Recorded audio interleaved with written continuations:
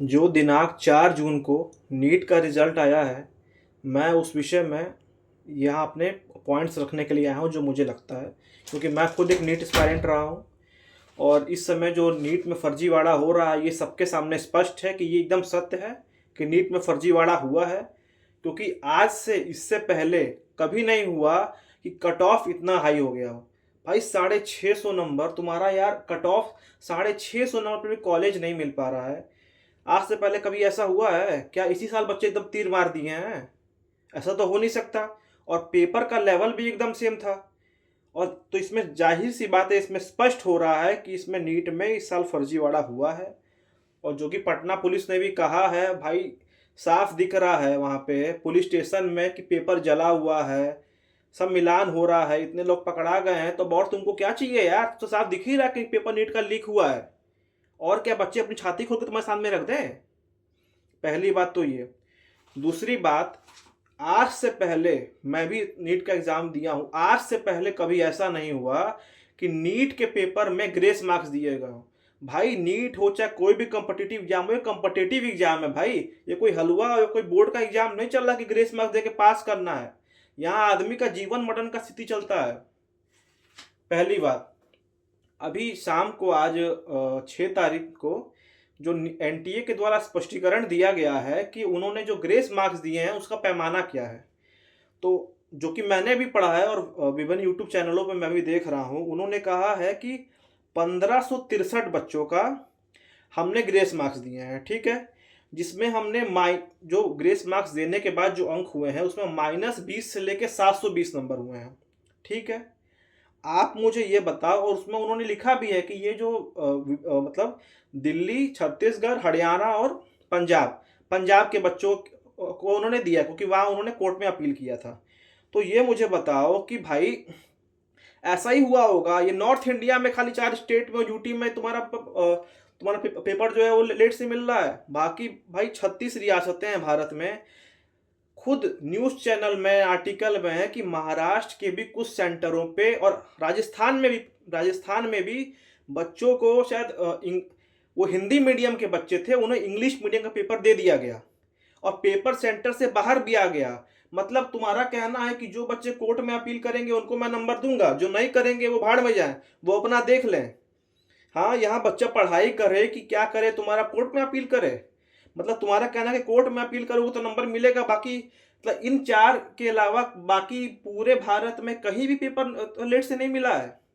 क्या क्या NTA NTA का कहने का मतलब ये है?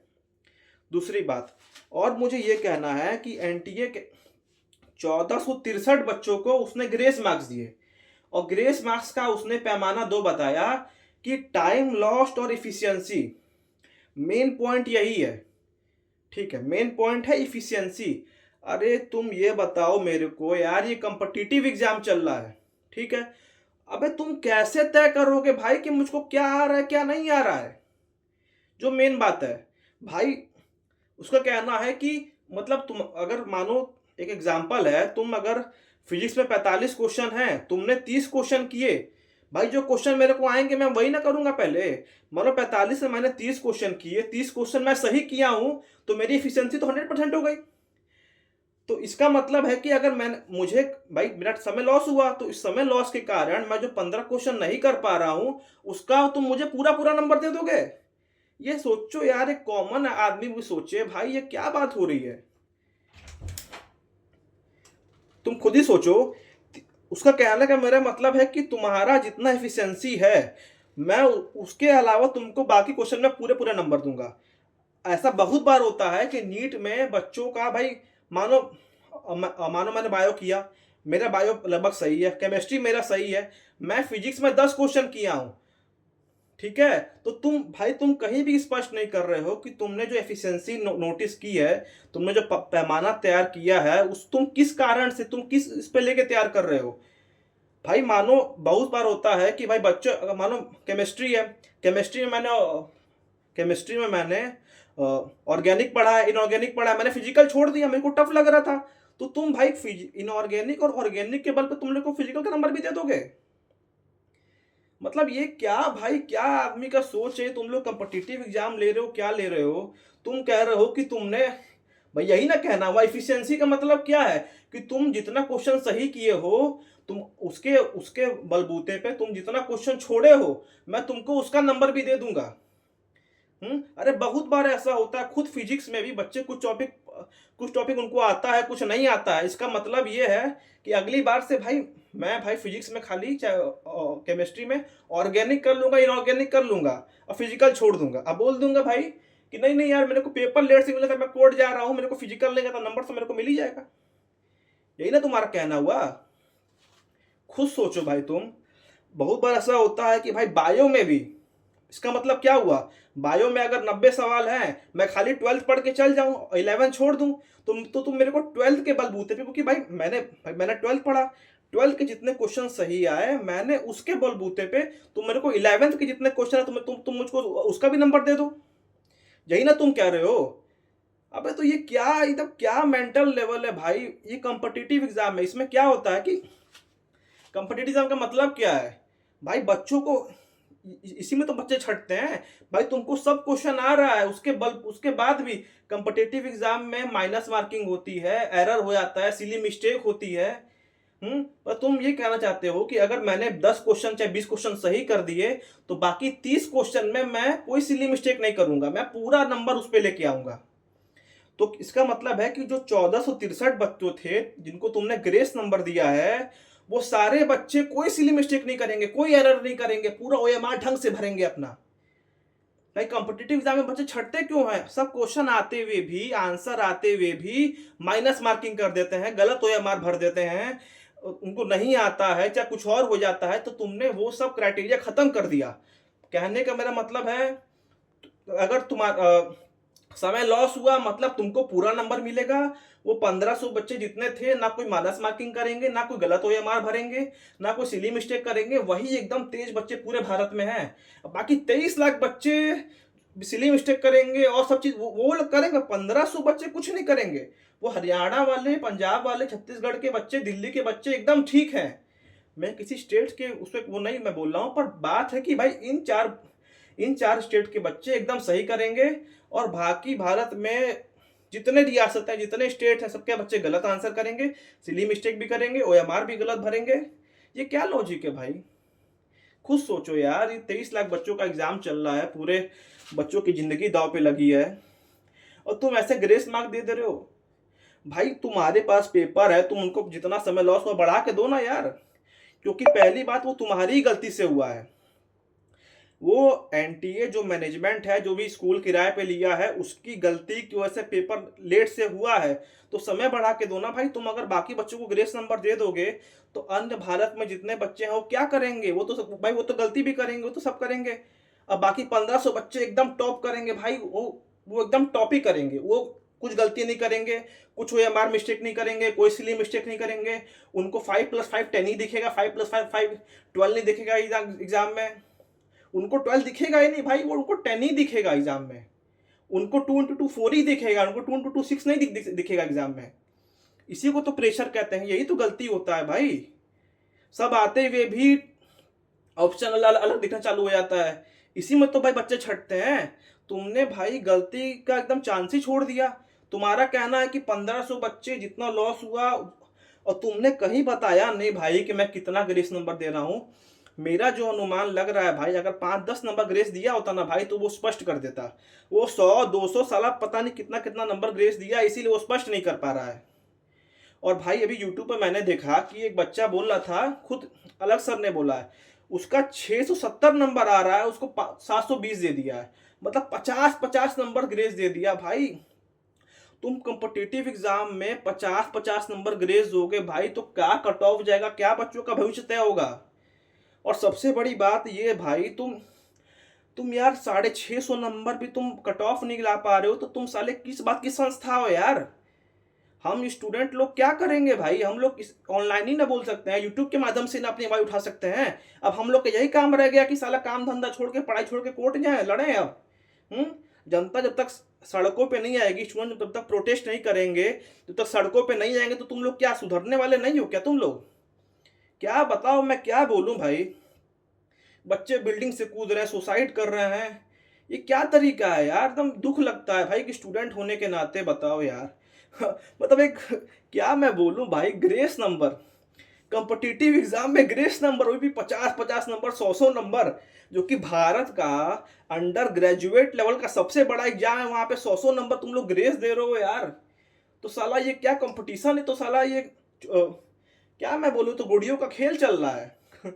बच्चों की भावनाओं के साथ खिलवाड़ हो रहा है ये, सही मामले में यार। मैं बताऊँ क्या बोलूँ भाई, ये तो दुख लग रहा है भाई। बच्चे सुसाइड कर रहे हैं, एक लड़की बताओ बिल्डिंग से कूद गई, क्या उसका, क्या बेचारे का उसका रहा होगा यार।